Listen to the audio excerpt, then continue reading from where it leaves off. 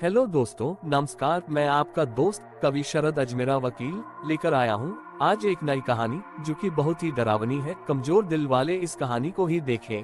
इस कहानी का शीर्षक है मौत का खेल। दहशत के पिटारे से डरावनी कहना ही सही होगा। एक ऐसा भूतिया खेल जिसमें कई लोगों ने मौत को गले लगा लिया। एक शहर के कोने में एक भूतिया घर था। उसकी दहशत की खबर से सभी शहरवासी परिचित थे। उस घर के आसपास कई एकड़ जमीनों तक कोई घर नहीं बना था। दरअसल उस घर के आसपास कोई रहना ही नहीं चाहता था। एक बार एक टेलीविजन सीरियल डायरेक्टर उसी भूतिया घर में एक लाइव रिकॉर्डिंग सीरियल शूट करने का मन बनाता है, जिसका नाम वह मौत का खेल रखता है। इस खेल में चुने हुए प्रतिभागियों को भूतिया घर के अंदर पूरी रात गुजारनी होगी और इस दौरान हर कमरे में कैमरे लगे होंगे जो इनके डर भरे पलों को रिकॉर्ड करेंगे। और अंत में जो प्रतिभागी बिना डरे पूरी रात गुजार लेगा उसे 1 करोड़ की इनामी राशि दी जाएगी। सीरियल डायरेक्टर मौत का खेल की घोषणा सारे शहर में कर देते हैं, लेकिन उन्हें प्रशासन का एक नोटिस आता है कि आपको उस घर में शूटिंग करने की इजाजत नहीं मिल सकती। वह घर खतरे के दायरे में आता है। सीरियल डायरेक्टर बहुत नामी हस्ती था, इसलिए वह निजी तौर पर प्रतिभागियों की जिंदगी की सुरक्षा की गारंटी ले लेता है और कुछ शर्तों को लागू करने के बाद प्रशासन से उस भूतिया घर में सीरियल रिकॉर्ड करने की मंजूरी मिल जाती है, जिसके लिए उसे 2 गुने पैसे खर्च करने पड़ते हैं। प्रशासन की परमिशन मिलते ही पूरे शहर में मौत का खेल के पोस्टर चिपक जाते हैं। मौत का खेल शहर में होने वाला था, लेकिन लोगों में उत्साह से ज्यादा दहशत भरी हुई थी। पूरे शहर को यकीन था कि इस प्रोग्राम में हिस्सा लेने वाले लोग जिंदा नहीं बचेंगे, लेकिन ये दुनिया तरह तरह की इंसानों से भरी है। उस प्रोग्राम में इनाम की लालच में कुछ लोग हिस्सा लेने पहुंचते हैं। सभी प्रतिभागियों को उनके नंबर दिए जाते हैं और साथ ही उनके हाथ में एक इलेक्ट्रिक ब्रेसलेट बांधा जाता है। यदि उन्हें डर लगे तो वह उसमें लगी बटनों को दबाकर इस प्रोग्राम से बाहर आ सकते हैं। प्रतिभागियों में 12 लड़के और 3 लड़कियां होती हैं। दिन के समय ही बिल्डिंग के कमरों में कैमरे लगा दिए गए थे, क्योंकि रात को भूतिया आत्माएं उस बिल्डिंग के कमरों में दहशत का तांडव मचाती है और रात के समय अंदर जाने की हिम्मत बहुत कम लोग ही जुटा पाए थे। एक एक करके सभी प्रतिभागी अंदर चले जाते हैं। सभी अपने नंबर के हिसाब से अपने कमरे को चुनते हैं और अंदर जाते ही सभी को अंदर से ताला लगाकर चाबी बाहर फेंकनी होती है। दरवाजे का ताला इलेक्ट्रॉनिक बनाया गया था। उनके हाथ में लगे ब्रेसलेट के बटन दबाते ही वह ताला खुल सकता था, लेकिन ये बात उन्हें बताई नहीं गई थी। अगर किसी प्रतिभागी ने वह ताला खोला तो प्रतिभागी प्रतियोगिता से बाहर हो जाएगा, जो कि कैमरे की रिकॉर्डिंग में दिखाई देगा। सभी के कमरे में निर्देश देने के लिए स्पीकर लगाए गए थे। उसी से सभी को संकेत दिया जाता है कि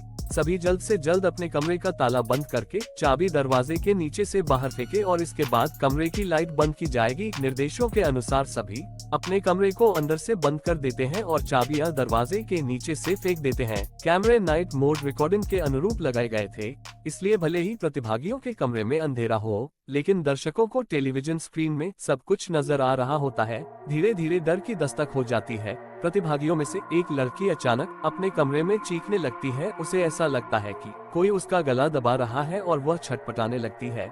कुछ ही देर में वो डर से बेहोश हो जाती है। उसके बेहोश होते ही लाइव सीरियल देख रहे दर्शक घबरा जाते हैं। अचानक एक एक करके सभी प्रतिभागियों पर भूतिया हमले होने लगते हैं, लेकिन ताज्जुब की बात तो ये थी कि सभी प्रतिभागी अपने आप को स्वयं ही नुकसान पहुंचा रहे थे। कैमरे की रिकॉर्डिंग में साफ साफ नजर आ रहा था, कोई अपने चेहरे पर खरोंच रहा था तो कोई अपना गला दबा रहा था और कई तो अपना सर भी दीवार से मारकर घायल कर रहे थे। दर्शकों का डर बढ़ते देख बिल्डिंग के नजदीक सरकारी अधिकारी पहुंच जाते हैं, क्योंकि प्रोग्राम को प्रशासन की शर्तों के अनुरूप रिकॉर्ड करने की परमिशन दी गई थी, जिनमें से एक शर्त ये भी है कि यदि किसी प्रतिभागी को शूटिंग के दौरान मेडिकल की जरूरत पड़ेगी तो तुरंत डॉक्टर उपलब्ध करवाया जाएगा। और जब सभी प्रतिभागियों को लाइव रिकॉर्डिंग में चोट लगने लगती है तो सभी प्रोग्राम को रोकने की आवाज उठाने लगते हैं। रातों रात प्रशासन पर दबाव बढ़ जाता है। दर्शकों में दहशत फैलते देख प्रोग्राम का प्रसारण रोकने के आदेश आ जाते हैं। तुरंत प्रोग्राम का टेलीकास्ट रुक जाता है और अब जद्दोजहद होने लगती है।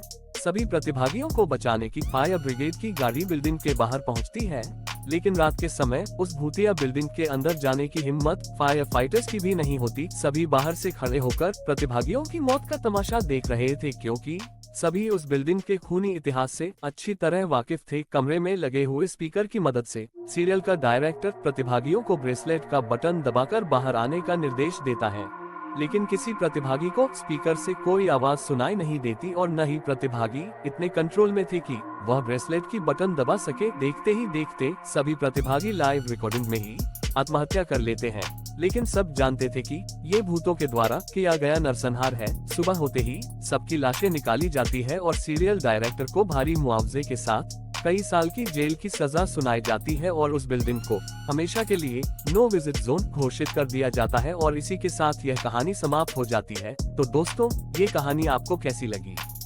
कमेंट कर बता दें। वीडियो लाइक और चैनल सब्सक्राइब करें। धन्यवाद।